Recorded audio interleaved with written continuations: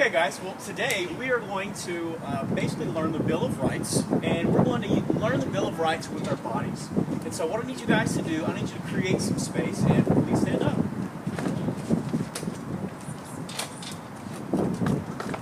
You're going to need about arm's width length around, so make sure you have plenty of space. Okay, so you guys may not know this, but there are 10 amendments in the Bill of Rights. I want you guys to give me 10 fingers. 10 amendments in the Bill of Rights, okay? And the First Amendment, show me the First Amendment. The First Amendment, believe it or not, has 5 rights in it. First Amendment, 5 rights, okay? The first right in the First Amendment is the freedom of speech. What am I doing right now? I'm talking. I'm telling you what to do because I can tell you what you want to do because I have the freedom of speech. The second right you have in the First Amendment is the freedom of religion. I want you to make a cross with your arms. I realize not all of you may not follow this religion that has a cross with it, but it's a very popular religious symbol. So we're going to make a cross with our hands, and you have the freedom of religion with the First Amendment. Okay? The third right you have in the First Amendment is freedom of the press. I want you to press up like you're pressing something.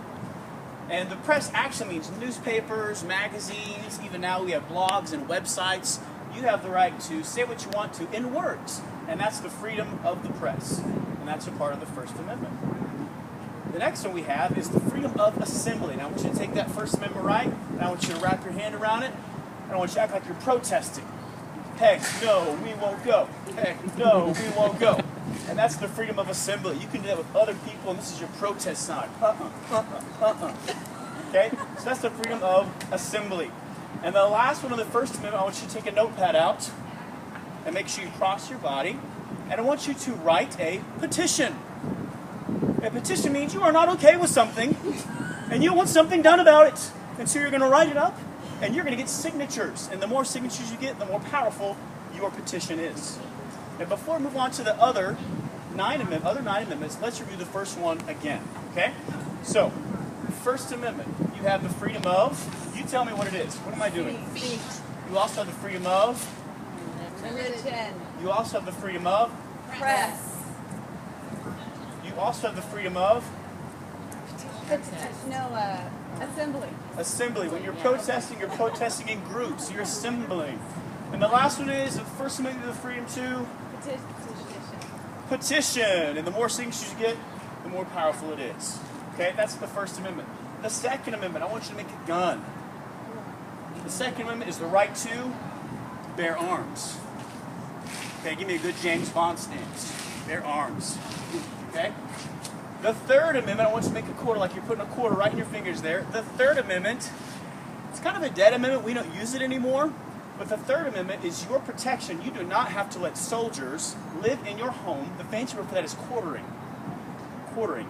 You do not have to quarter soldiers in your home during peacetime. So we're going to make a quarter right here. Then we're going to make a house. I'm sorry, before we make a house, we're going to make a good soldier sign. So imagine you're a soldier, stick your chest out, you got your gun right here. You're staying at attention. So the Third Amendment, you do not have to quarter soldiers. And they're living in your house, you do not have to do that. Okay, so soldiers quartering in your home, don't have to do that. And that's the Third Amendment. The Fourth Amendment. The Fourth Amendment protects you from unlawful searches and seizures. So I want you to search with me with your 4 fingers. Searches and seizures. You don't have to do the seizure, but make sure you get the searching part. Okay, so once again, Fourth Amendment, searching and seizures. Okay? The Fifth Amendment is one of my favorite amendments. So I want you to give me 5. The Fifth Amendment. And then I want you to put it over your mouth. Because you have the right to remain silent. You don't have to talk. Did you do something you weren't supposed to? Well, you don't have to tell anybody. Even if you get caught, you can just say, I have the right to remain silent. That's the Fifth Amendment. The Sixth Amendment. I want you to take your fingers and I want you to tap your wrists. I want you to kind of sway like you're impatient. The Sixth Amendment is the right to a speedy trial. Which means if you're accused of a crime, you get a speedy trial. And that's the essential part of the Sixth Amendment. Okay? The Seventh Amendment, you're going to have to go with me on this, so you're going to use your chairs. The Seventh Amendment is the right to a trial by jury. So we're going to take our fingers, and normally in a jury you have 12 people, okay, so 10 of them went to the bathroom, okay? But our 2 jurors are waiting in the jury box, okay? So the Seventh Amendment gives you a right to a trial by jury. What do you do in a jury? Well, you sit down and you hear the case, and you make a decision, okay? So that is the right to a trial by jury. This is our little jury meetings, okay? Little toads in bathroom, okay? The Eighth Amendment. Now this is a kind of a crazy one. The Eighth Amendment protects you from cruel and unusual punishment. Cruel and unusual punishment. Believe it or not, one of those cruel and unusual punishments was being killed by the electric chair. We consider that cruel and unusual, so most people don't do that anymore. So what we're going to do, we're going to take our 8 fingers, we're going to sit down, and the Eighth Amendment protects you from cruel and unusual punishment. Okay, yes, excellent. Those are great electric chairs. Awesome job. Okay, the Ninth Amendment. The Ninth Amendment is really fun because basically the Ninth Amendment says just because the Constitution doesn't say you have a right, doesn't mean you don't have that right. Does the Constitution say you have the right to go to college? No. Does that mean you don't have the right to go to college? No. Does the Constitution say that you have a right to drive a car? No, but do you have the right to drive a car? Well yeah, kind of. So it basically covers everything. So the Ninth Amendment covers, I want you to do in a circle and wave your arms, the Ninth Amendment covers everything the Constitution doesn't talk about. You still have those rights. And the last one, the 10th Amendment. I want you to take your arms, and I want you to make a Venn diagram with your face. Okay, so we're making a Venn diagram with our face. And the 10th Amendment says, I want you guys to wave an arm. These are the powers of the states. Okay?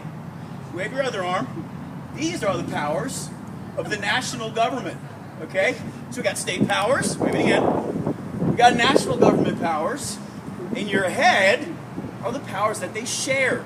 And the fancy word for that is called concurrent powers. Okay? And I like putting your head there because those are the smart powers, the powers that are shared. And so that's what the 10th Amendment says, that the powers that don't belong to the federal government belong to the states. And some of them are shared. And the fancy word for that is federalism. Okay? So let's all review them all one more time. Okay? So here we go. We got the First Amendment. Protects how many rights? 5 rights. The first one is freedom of Speech. the second one is freedom of. The third one is freedom of. Press. The fourth one is freedom of. Assembly. The fifth one is freedom of. Petition. Second Amendment. You have the right to Bear arms. Bear arms. bear arms. Excellent. The third one, you do not have to let Soldiers. Quarter in your Quarter in house. your house. live in your home. The Fourth Amendment protects you from unlawful. Search and seizure. Seizures. The Fifth Amendment, you have the right to. I go to the The bathroom. Sixth Amendment, you have the right to a. Speedy trial. The Seventh Amendment, remember 10 jurors went to the bathroom, you have the right to a Jury. trial by jury. The Eighth Amendment, you have protection from Cruel and unusual cruel and unusual punishment. And the Ninth Amendment gives you basically, just because the Constitution says it doesn't mean you don't have that right, so you have essentially have the right to everything. And the 10th Amendment, the powers that do not belong to The the state. national government belong to the states. And some of them are shared. And that's called federalism. I want you guys to turn to your neighbor and say, James Madison would be proud.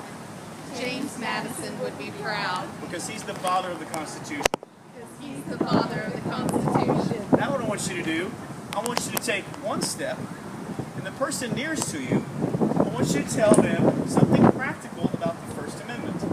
You have 10 seconds. Go.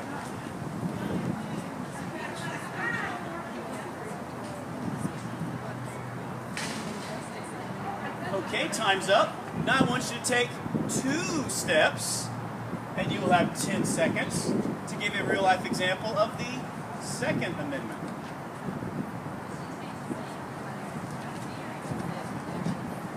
That's the right to bear arms. Oh, yeah.